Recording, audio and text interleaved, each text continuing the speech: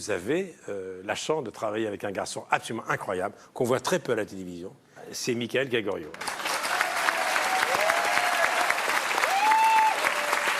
Alors, il a un répertoire anglo-saxon qu'il est le seul à avoir dans la catégorie des imitateurs.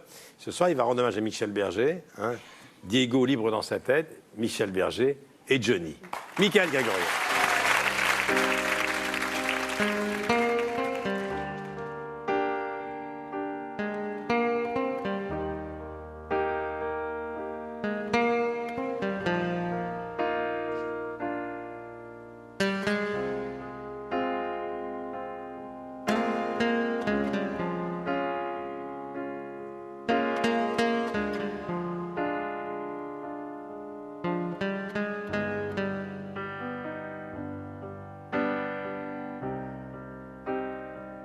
Derrière les barreaux,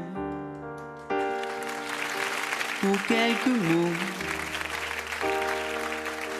il pensait si fort. Dehors, dehors il fait chaud, des milliers d'oiseaux s'envolent sans effort. Mais quel est ce pays où frappe la nuit la loi du plus fort? Diego, libre dans sa tête, derrière sa fenêtre, s'endort peut-être.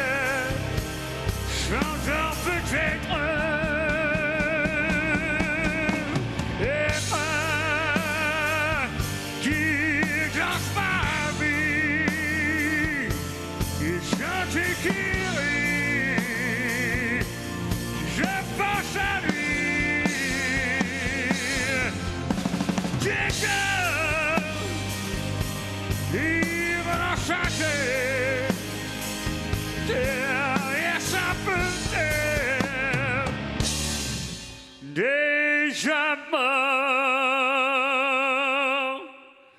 peut-être.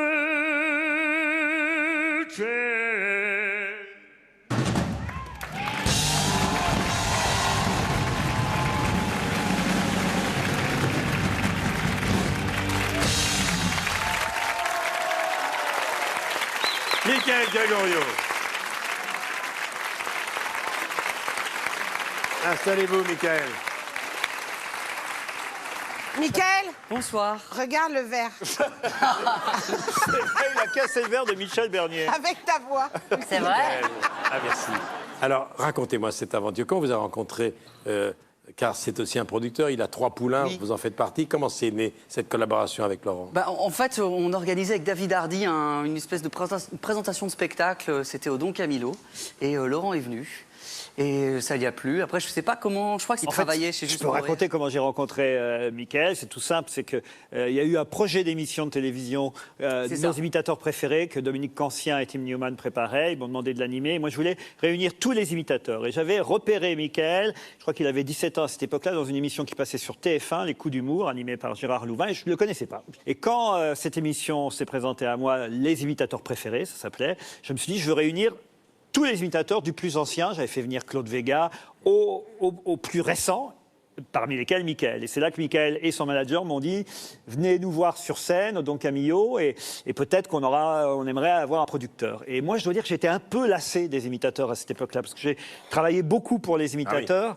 Anne Romanoff était là à cette époque-là, on les a tous connus, les imitateurs, et j'en avais marre un peu des imitateurs. Et puis lui, il est apparu, d'abord il avait cette particularité, Michael, de ne faire que des chansons. Il chantait, il n'imitait pas de voix parlée, pas de politique, pas d'humour chansonnier. Beaucoup d'anglo-saxons. Beaucoup d'anglo-saxons, c'était moderne. Encore qu'il faisait déjà Piaf au Don Camillo.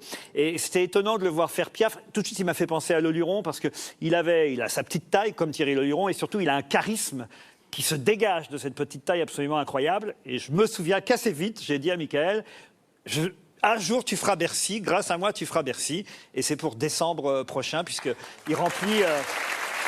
Il reste avec nous. Les Zéniths. Et je suis très fier, très très fier de lui. Chantal, je vais dire un mot. Incroyable. Karine Le Marchand vient me dire qui c'est, je connais pas. Tu le connais pas? Elle est aussi con qu'elle est moche. Ça, c'est fait. J'adore. Mais non, mais on joue des jeux. Il faut, pour ceux qui écoutent les grosses têtes ou qui nous Et voient tous, évidemment. on joue tout le temps. Alors, dans votre Elle est odieuse. Elle est quand même moche. Je la supporte pas. il y a deux autres talents que vous produisez. Un s'appelle Vincent de Dienne et Gaspard Proust, qu'on connaît bien. Voici donc des images de ces deux autres talents, des trois talents, parce qu'on va retrouver également Michael. Moi, je suis de la génération Mitterrand. C'est une génération où tout était possible. Bernard Tapie était ministre. De gauche,